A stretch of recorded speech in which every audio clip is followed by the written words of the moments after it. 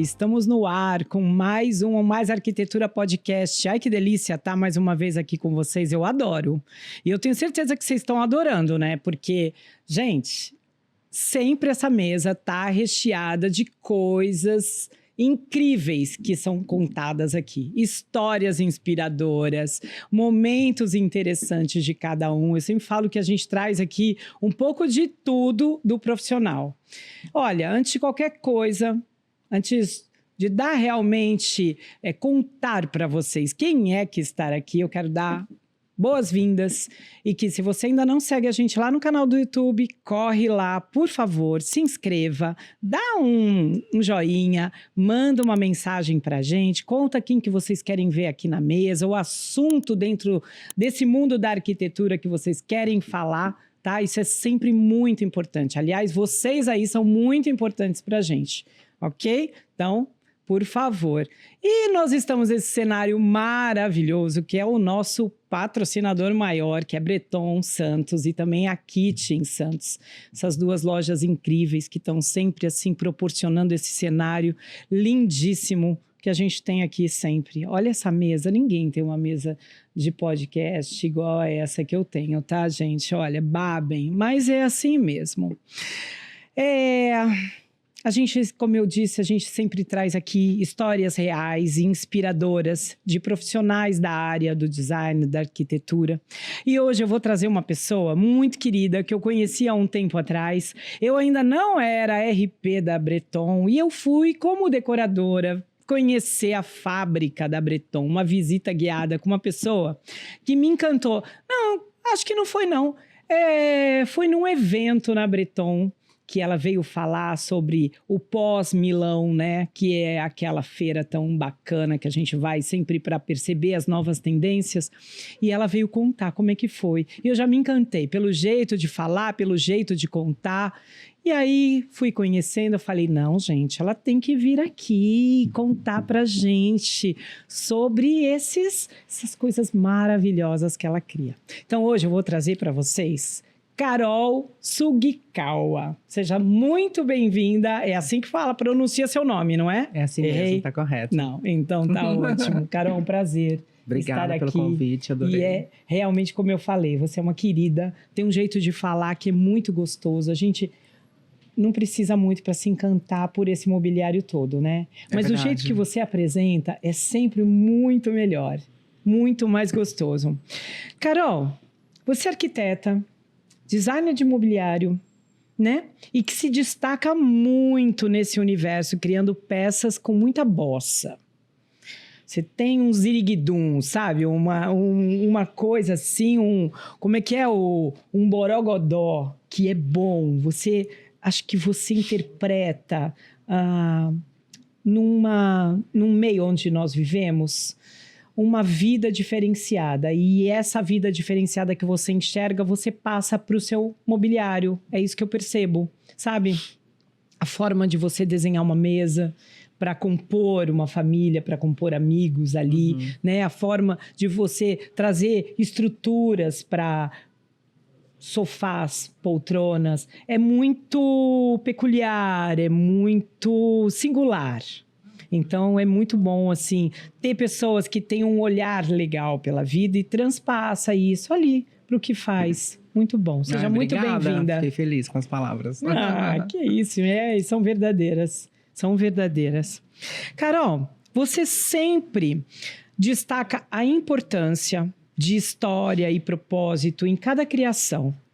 Como você equilibra essa profundidade com a necessidade de atender tendências, nichos, de mercado que você pesquisa constantemente?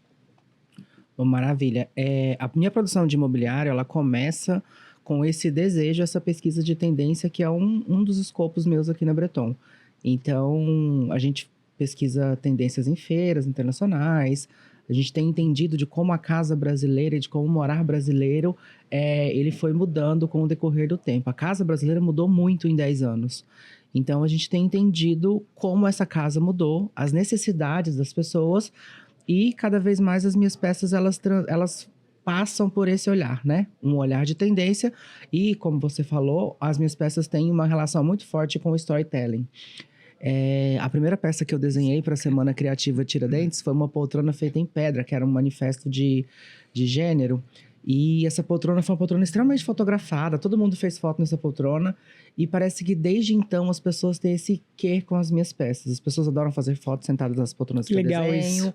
E é muito gostoso ver isso. Então, assim, eu fico lisonjeada de ver pessoas que têm interesse em estar perto ou fotografar ou alguma coisa que me deixa muito feliz. É bacana. É que quando as pessoas batem o olho em algumas peças, elas já identificam, né? E isso é muito legal. Acho que quando um artista consegue ter isso na arte dele, eu acho que já é um ápice, sabe? Sim, é uma maturidade muito grande na vida profissional, seja um arquiteto, seja um designer, né?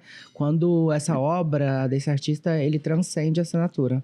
A pessoa não precisa estar do lado para a pessoa saber de quem é aquela peça, ou de quem é aquela casa, ou de quem é aquela cadeira. Então, eu acho que é uma grande maturidade no âmbito das artes em geral. É, bacana isso, né? A pessoa reconhecer a assinatura. Eu imagino que você fica super feliz, né? Orgulhosa, eu adoro. Né? Porque eu acho que cada peça é um filho, né? Exato. Você tá ali primeiro em toda aquela sua pesquisa, aqueles seus sonhos que vão passando. Sim. E aí, quando aquilo nasce, vira realidade e vê que as pessoas identificam aquilo, ou que elas tornam aquilo um símbolo de desejo, algo assim, é muito gratificante, né? É super gratificante. Eu acho que cada peça tem um recorte de tempo especial, né? Ela foi desenvolvida num dado período de tempo, então aquela peça fala muito daquele tempo. Então, às vezes, algumas pessoas perguntam, qual é a sua peça preferida? É difícil a gente falar qual a peça preferida, porque cada uma delas tem, né, uma especificidade, um tempo. Então, a gente está sempre pensando sobre essas questões, mas é realmente como se fosse um filho mesmo. Eu escutei uma vez, eu não me lembro de quem, mas alguém que também cria coisas incríveis e falou assim, a minha composição mais interessante é a última, né? Porque sempre vem alguma. Sim. Ou talvez a peça que você está dedicando mais energia naquele momento, né? E é uma peça mais nova e tal. Talvez a mais recente seja uma peça que a gente fale mais, assim. Mas acaba que todas são do coração, né? Exato. Não é? E na Breton, a sustentabilidade é um pilar central, né? Como você aplica esse conceito no seu dia a dia como designer? Existe algum projeto que simbolize melhor esse compromisso com o meio ambiente? A Breton é uma marca que a gente, há pouco tempo, tinha o selo de carbono neutro, né? E há mais de 2 anos a gente tem agora o selo de carbono negativo. Legal, então, isso. trabalhar e colaborar com uma empresa que todas as ações, né, que a gente faz, elas são maiores do que as nossas emissões de carbono. Então, é um grande orgulho trabalhar numa empresa que cada pedido feito é plantado 1 metro de floresta na Mata Atlântica, ou que tem uma fábrica que o nosso CD usa água de reuso de chuva, que as nossas embalagens que vão para casa do cliente voltam de novo para a gente ter controle dessas embalagens. É um grande orgulho colaborar com uma empresa que tem essa preocupação, né, com todas as questões de ESG. Sem dúvida. Então, todo o mobiliário da Breton, ele gira em torno desse contexto de sustentabilidade, né? As nossas madeiras são certificadas e tudo isso é uma peça, é feito para toda a marca, na verdade. Não para uma peça específica, mas para a marca inteira. Para toda a marca. E é muito incrível. No meu trabalho, né, e as peças que eu desenho para a Breton, eu vejo sempre por conta do material, da qualidade, da forma que é feita e da mão de obra, que vai ser uma peça extremamente longeva. Então, a longevidade de uma peça diz muito sobre a sustentabilidade. Então, se você compra uma camiseta ou uma roupa que eventualmente ela vai durar 6 meses, você vai trocar, é diferente de um sofá que vai ser deixado de herança para alguém, de uma mesa que vai ser deixada de herança. Então, a gente está falando de sustentabilidade no sentido que essa peça ela vai perdurar por gerações. Exatamente, isso é muito bacana, né? E existem regras, como você é uma criadora de mobiliário, a gente está falando de sustentabilidade, tudo isso que é muito legal que você falou, né? De plantar 1 metro quadrado, quer dizer, repor aquela madeira que foi colhida dali. Você precisa ter cuidados, né? Tem algumas regras, eu acredito, né? Vai usar madeira, então tem que ser assim, tal. Vai usar tecido, tem que... Existem essas regras ali para você. Antes, talvez... lógico, você já está ali, você já tem um tempo de casa, né? Você já sabe quais são os materiais que são mais adequados para entrar nesse mundo da sustentabilidade. E como é que você faz? Você já se inspira no material? Ou você tem a inspiração e depois você adequa o material que você tem? Quando a gente pensa no móvel, principalmente aqui na Breton, os móveis aqui, eles são templates, né? Então, quem decide esse acabamento final, esse material final e essa cor final é o cliente, que é uma coisa super interessante da Breton, porque o cliente, o arquiteto e a especificação desse arquiteto que vai levar ao acabamento final dessa peça. Então, quando eu desenhei a mesa Ronchamp, por exemplo, eu tinha o desenho dessa peça, mas aí o arquiteto pode escolher que esse tampo seja em pedra. O arquiteto pode escolher que esse tampo seja em lâmina. Qualquer uma das duas vão estar super conectadas com questões de estabilidade, tanto a pedra quanto as lâminas estão dentro das nossas questões com ESG.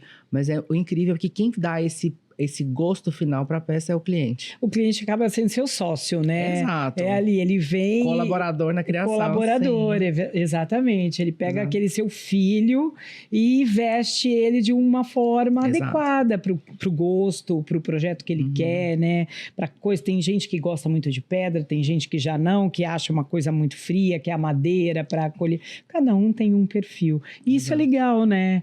Eu acho que, lógico, você deve ter o gosto. Eu desenhei isso, eu gosto disso aqui na lâmina, isso aqui vai ficar maravilhoso. Aí chega um cliente e fala, não, mas eu quero na pedra. Ok, né? Sim. É até uma... E são surpresas super gratificantes, porque às vezes você não imagina aquele material, aquela peça naquele material, e são surpresas super gratificantes, assim, porque eu acho que os arquitetos têm um universo muito próprio. É muito incrível quando a gente vê um projeto de um arquiteto que, quando ele está fazendo um projeto com a Breton, porque aquele projeto fica muito mais a cara do arquiteto do que da marca, né? Então, a gente consegue chegar no DNA do escritório e interpretar o sonho do cliente. Ai, que bom. Isso é muito legal, viu? Muito legal. Você passou 2 anos em Milão, né? Exato. Uma capital do designer que a gente sabe, tem a feira mais importante, né? Exatamente, eu já tive a oportunidade de ir algumas vezes, a gente sempre abre o mundinho, as janelas, eu falo que abre várias janelas na cabecinha da gente. E o que mais transformou sua visão como arquiteta, como designer, durante esse período? E como essas influências aparecem no seu trabalho hoje? Incrível. Bom, esse curso que eu fiz em Milão, ele era um curso voltado para arquitetura. Na verdade, esse curso não era um curso de imobiliário, ele era um curso de arquitetura. Ele se chama Industrial Design for Architecture, que era um curso que me possibilitava, depois da faculdade de arquitetura, desenhar uma janela para Sasaki, uma louça de banheiro. Então, era um curso de design voltado para a arquitetura. Tá. Mas, como você bem falou, morando numa cidade como a Milão, que respira moda, que respira design, e depois de estar aprendendo a falar italiano e ter contato com toda aquela bibliografia que já existia no Politécnico, né? Os grandes mestres do design estudaram lá e davam aula nessa escola. Então, para mim, foi um celeiro de ideias, assim, onde eu fui tendo contato com ideias, com acabamentos, né? Bárbaro. Então, tudo isso foi acontecendo e foi me despertando esse desejo de desenhar mobiliário. Então, esse curso que eu fiz me possibilitou parte, mas foi essa vivência em Milão e essa vontade de desenhar mobiliário que me fez criar esse exercício. Então, visitando o Museu da Carta, visitando, né, museus... Nossa, incríveis, lugares incríveis, né? Sim. Abastecendo, né, a sua cabeça. E legal que você não foi lá para estudar o mobiliário, né? Isso veio nascendo. Naturalmente, sim. Né? Sim, sim. E você, lógico, acabou a Itália, eu acho que como um todo é inspiradora, né? Um país que inspira a gente em várias áreas e principalmente na moda, em toda essa questão de vivência familiar também, que a gente entende melhor o mobiliário, como funciona, né? Porque a gente tem uma cultura diferente de vivência, né? Sim. Eu acredito que isso deva ter, assim, enchido a sua sacola de muito conhecimento, não foi? Com certeza. Esse período morando na Itália também me possibilitou fazer várias viagens pela Europa. Então, eu fui para a Alemanha, eu fui para a Espanha, eu fui para a França. E foi bem bacana ver tudo isso, ver universidades, frequentar universidades, participar de cursos, né? E tudo isso. Eu tive a oportunidade de ir para Wellingham, onde fica o Vitra House Museum, que é um dos lugares mais incríveis do mundo, de uma coleção de arquitetura fabulosa. Ai, Todos os que arquitetos legal. que são Pritzker Prize têm projetos lá, como a Zaha Hadid, né? E é um lugar incrível que eu tive a oportunidade de visitar também. Então, todas essas experiências foram possíveis nesse tempo lá, que foi realmente incrível, assim, Não, foi isso transformador. isso é bom. E depois também, né? Acho que a vivência pessoal, né, Carol, traz não só de você como profissional, de ter esse olhar pelo mundo da arquitetura, mas como você como pessoa, né? Uhum. Traz uma vivência extra, não é? E a gente acaba que cria um olhar diferente pela vida. Não aconteceu isso com você? Com certeza. E eu acho que um criador, um arquiteto ou um designer, né? Esse olhar diferente acaba virando a label desse arquiteto, né? Eu acho que essa diferença no olhar, essa forma diferente de ver a casa, ou de ver o móvel, ou de ver o viver mesmo, eu acho que dá o tempero da marca do arquiteto. É do designer. verdade. É isso que traz o ziriguidum que eu estava Exato, falando, sabe? exato. São essas vivências. Isso é muito, muito importante. Você sonha em criar um produto mais acessível a todos, não é? Quais são os seus principais desafios para tornar isso possível, sem abrir mão da qualidade, da história, sustentabilidade, que são muito importantes para você? Maravilha. Eu tive a grande possibilidade de, quando eu comecei a desenhar mobiliário, de ingressar, né, numa marca que faz produto de luxo. Então, assim, um recorte muito pequeno dentro do mercado brasileiro, né? E para mim é um grande orgulho estar desenhando na Breton e estar fazendo todas essas peças com acabamentos incríveis, mão de obra incrível. E claro que essas peças, às vezes, em algum momento, ela tem um valor um pouco mais alto que alguma peça que talvez não tenha o mesmo cuidado no mercado. Então, eu acho que o design, ele tem que alcançar pessoas de outras formas, que talvez as pessoas possam acessar esse design de forma diferente, sabe? Sim. Eu tenho um interesse em talvez ter um móvel que ele possa ser feito um download desse projeto e a pessoa possa fazer isso em qualquer lugar. Então, a gente está pensando nisso e eu também estou pensando nisso no sentido de democratizar esse meu desenho para que ele possa chegar em outros lugares. O Banco Teta, que foi uma das primeiras peças que eu desenhei na minha produção, ele primeiro foi feito em madeira maciça, mas depois a gente fez ele em corte em CNC. Então, quando o designer às vezes troca o material, ou troca o processo, ou troca alguma parte da logística, esse móvel passa de um valor para outro valor. Sem E dúvida. ele torna mais acessível para um grupo maior de pessoas. É legal. E até mesmo para mostrar para pessoas, né? Quando esse mobiliário assinado, pesquisado, né? Esse filho todo que é aí colocado no mundo, é legal quando essas pessoas que querem esse móvel mais acessível na questão do valor, perceberem a vivência também, como diferencia uma vivência dentro de uma casa, né? Quando você tem peças assim, que tem essa história, que tem essa pesquisa, que tem, sabe, um cuidado todo. Eu sempre falo que mobiliário abraça, né? Ele veste a casa e abraça a família que ali habita. Uma Sim. pessoa, 2, 10, não importa. Mas ele está sempre abraçando. E é muito legal, né? Porque eu acho que a casa é o lugar, é o nosso Templo. altar, o nosso templo, né? Sim. Onde a gente descansa, onde a gente recebe os amigos, a família.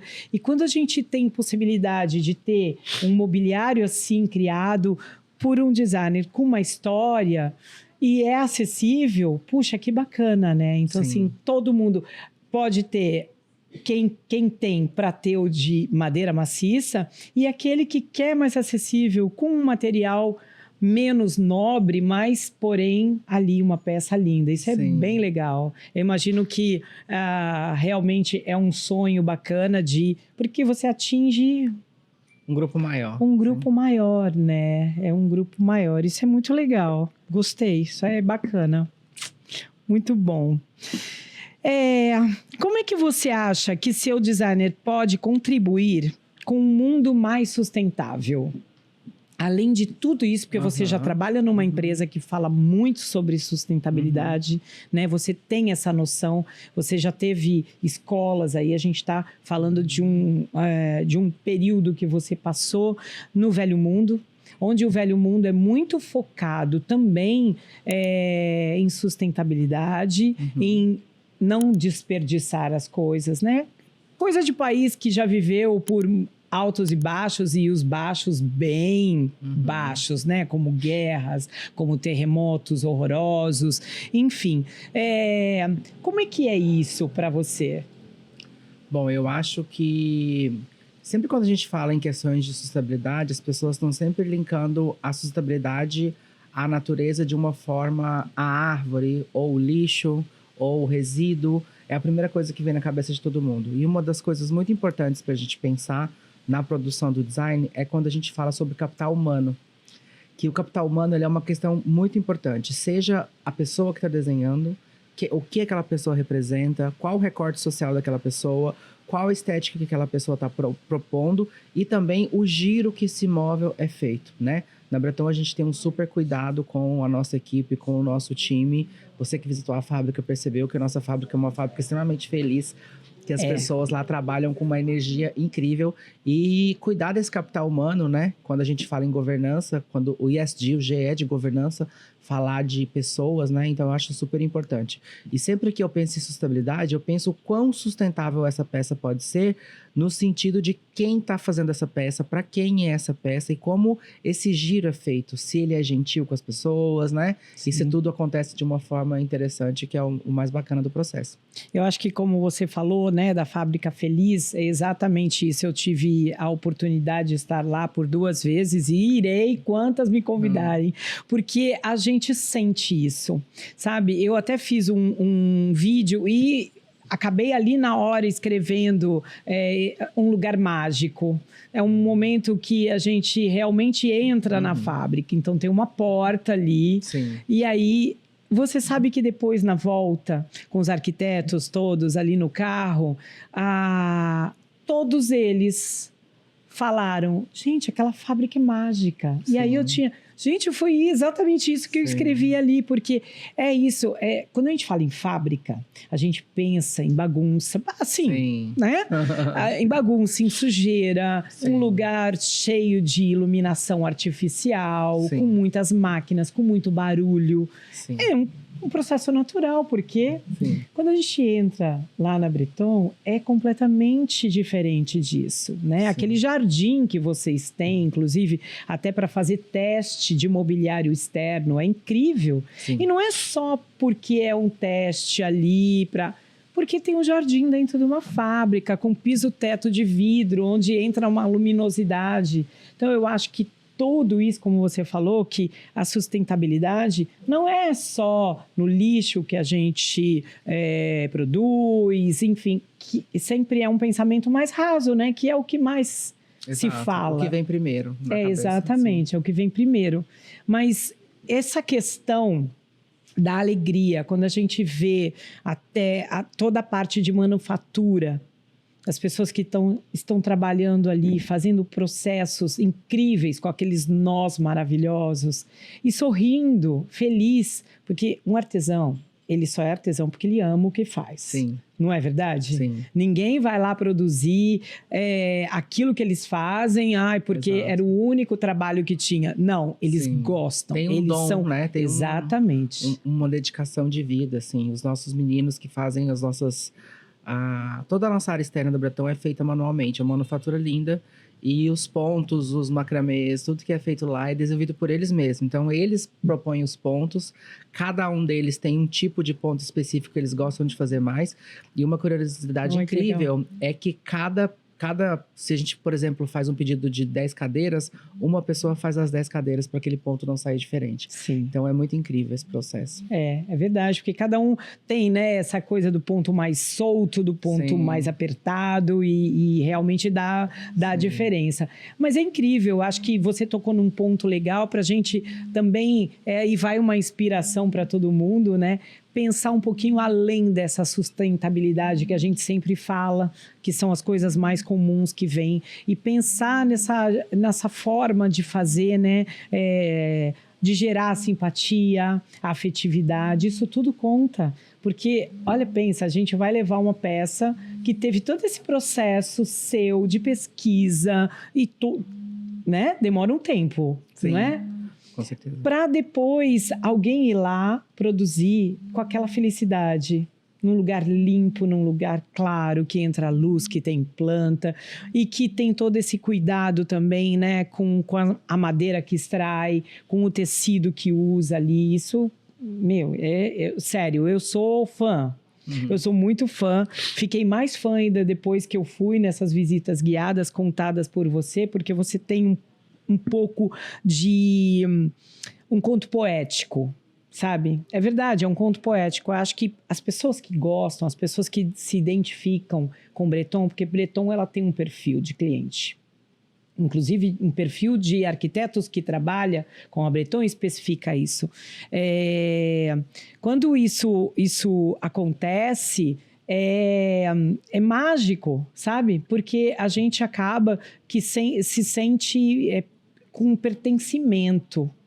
E isso é muito bacana. Isso gera uma outra visão do negócio. Então, para mim, olha, isso realmente foi muito bom. É muito bom você estar por aqui. Nós estamos terminando o nosso programa. É rapidinho. Maravilha. Mas, olha, com certeza brilhantou aqui.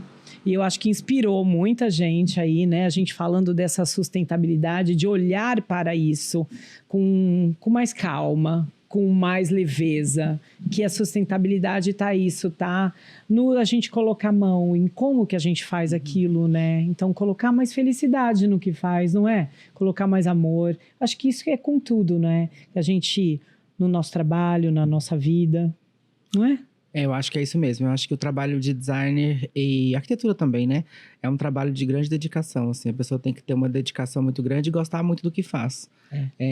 Eu tenho uma máxima que eu penso assim que se você é médico, se você é advogado, de repente quando você sai do trabalho, aquele trabalho fica lá. E a gente que trabalha com criação, onde você tá, o trabalho tá junto. Você tá sempre pensando em alguma peça, alguma coisa. Observando, e é incrível, né? É um grande prazer, na verdade. Foi um prazer estar aqui com vocês. Muito obrigada. A loja tá linda, linda, linda. Não tá? Incrível. Linda.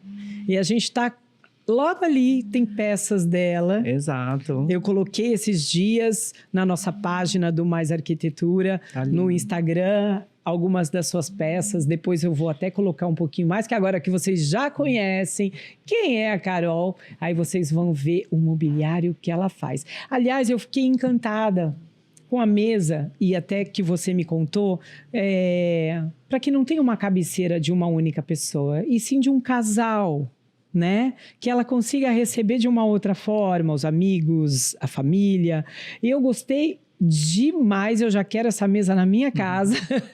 É verdade, que é legal a gente começou até falando por isso, né? Esse olhar que a gente dá para as coisas, e é esse olhar de perceber como as pessoas mudaram os hábitos de vivência dentro de casa. Então, isso é muito legal. Obrigada, Carol. Obrigada muito. Obrigada, adorei. Por você ter vindo e dividido toda essa sua experiência, sua simpatia. Você é muito querida.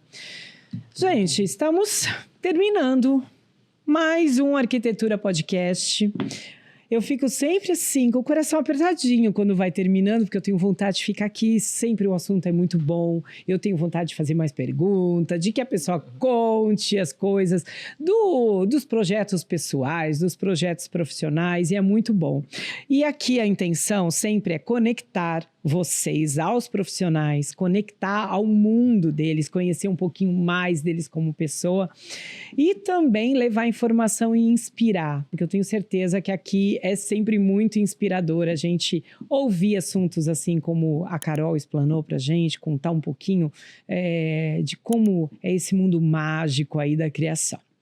Então, vou me despedindo, como sempre agradecendo aos nossos patrocinadores, Breton Santos, Kitchen Santos, sempre esses cenários mais lindos, com esse mobiliário incrível feito por pessoas assim, ó, incríveis como a Carol. Um beijo pra vocês, boa noite. Não esqueçam de se inscrever no nosso canal, tá? Tô esperando vocês por lá. Beijo, até a próxima.